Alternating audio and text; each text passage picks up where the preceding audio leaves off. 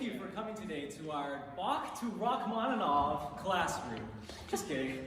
But today we're going to be talking about a few things about the composer of the piece that I'm going to be playing, along with my esteemed partner, Angie Nguyen. Please give a round of applause for She's been with me, working with me for the past year and a half, and we have been inseparable ever since.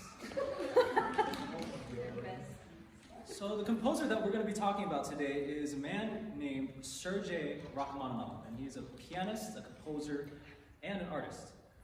He was hailed as the foremost virtuoso pianist of his time and was idolized by many, notably by the infamous and highly regarded Vladimir Horowitz. I'm sure that some people may know. He would also seize the public by storm, swaying and overwhelming thousands with his jaw-dropping performances. His music is held in high regard by many people, not only during our time, but their time as well, with his instantly memorable melodies. Not only do we have the rare opportunity to have first-hand accounts of not him as a pianist, but also him as a composer, as he had left behind countless works for us today to listen to and appreciate. So, what does Rachmaninoff's music say to us? What does he have to say to us through his music? Funnily enough, his music at the time was an opposing ideology to the budding modern musical ideologies that were sprouting from various academics all around the world. Styles such as 12-tone music were just emerging and were accepted quite easily in the academia of many conservatories. His music and style, though, was unabashedly Russian and filled with romanticism, with lush and full harmonies and 19th century sweeping melodies. He himself felt disconnected from the newer style of composition, and that was very popular at the time.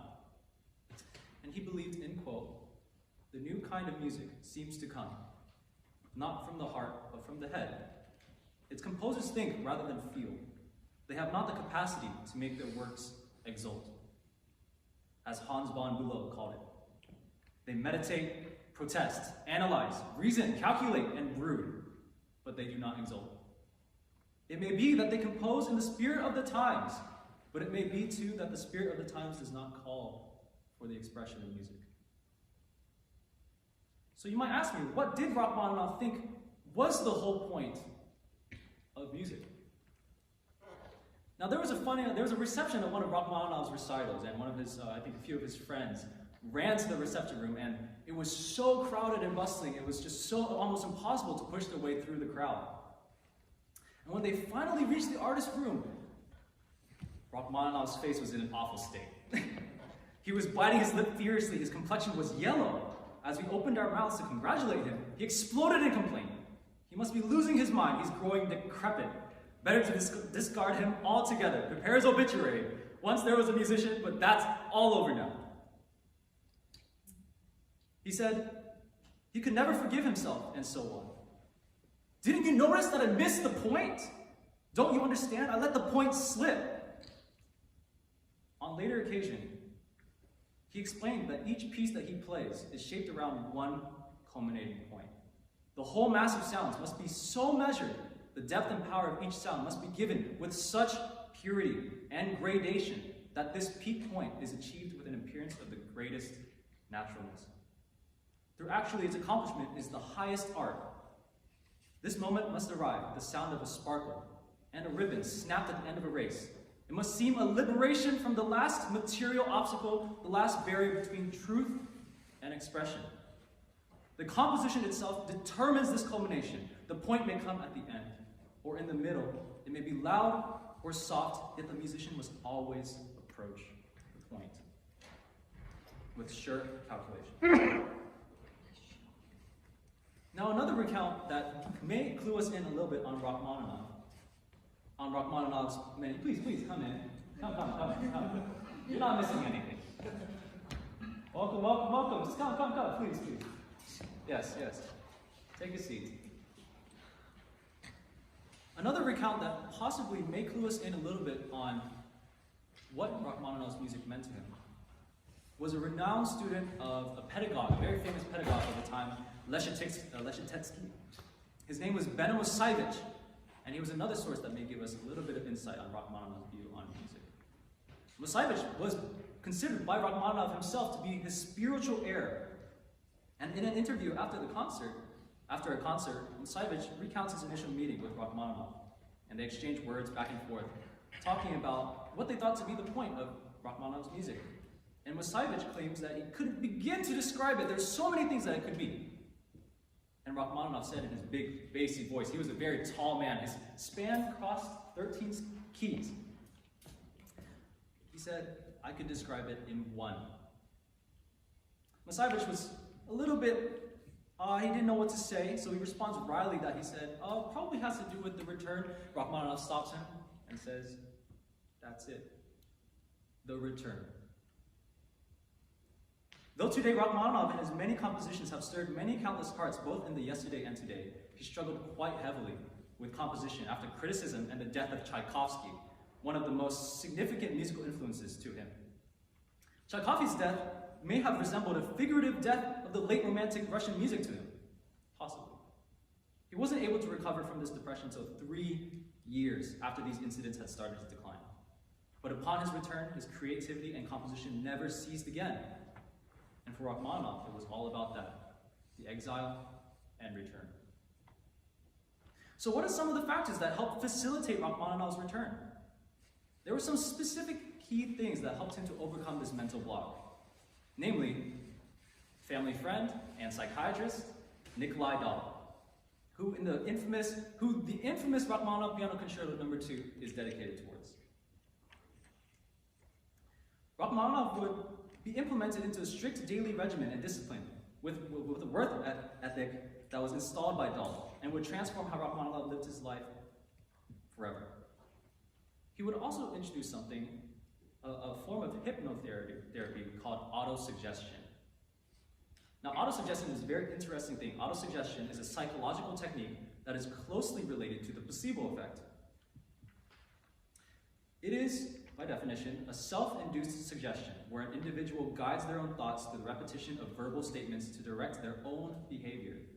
And Rachmaninoff would be found in a state of hypnosis in a doctor's office, repeating statements such as, "You will begin to write your concerto.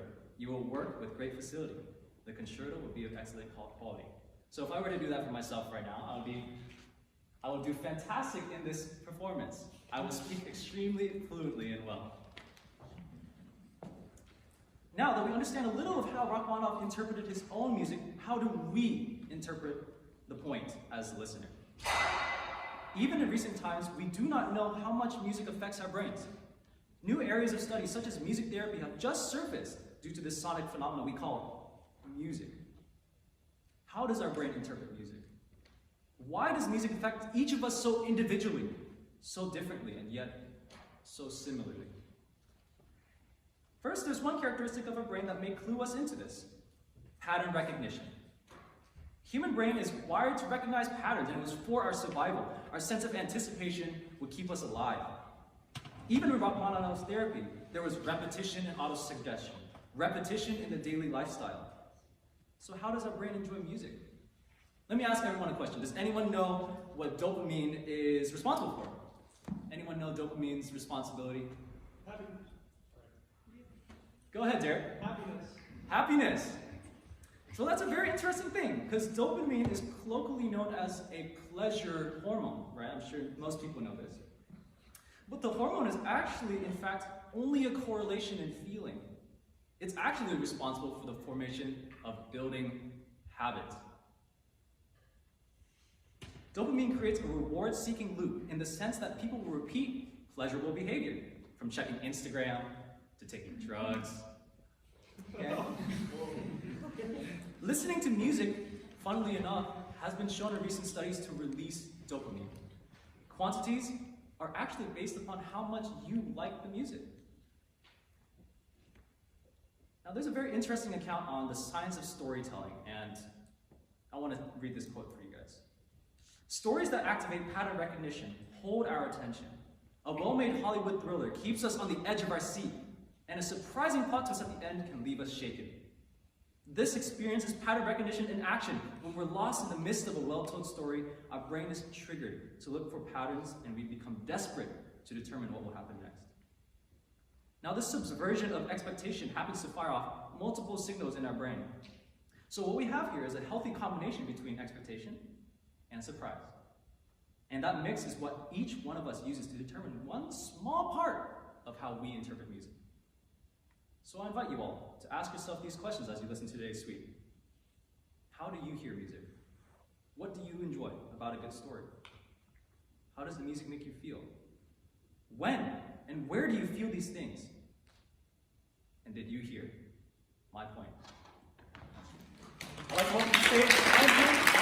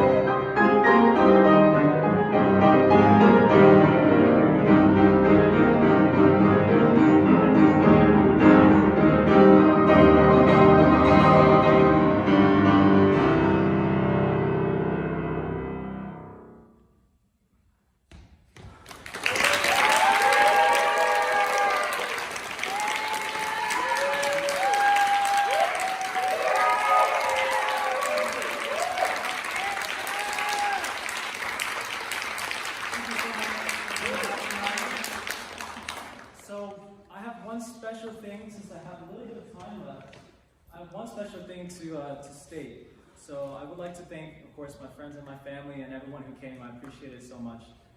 I would like to thank the faculty and Shiwei for helping me with this recital. And I would like to mainly thank my Professor Skolnick. Professor Nina Skolnick has been the most influential person to me in music in my entire life. And I dedicate my entire time here to her. Woo!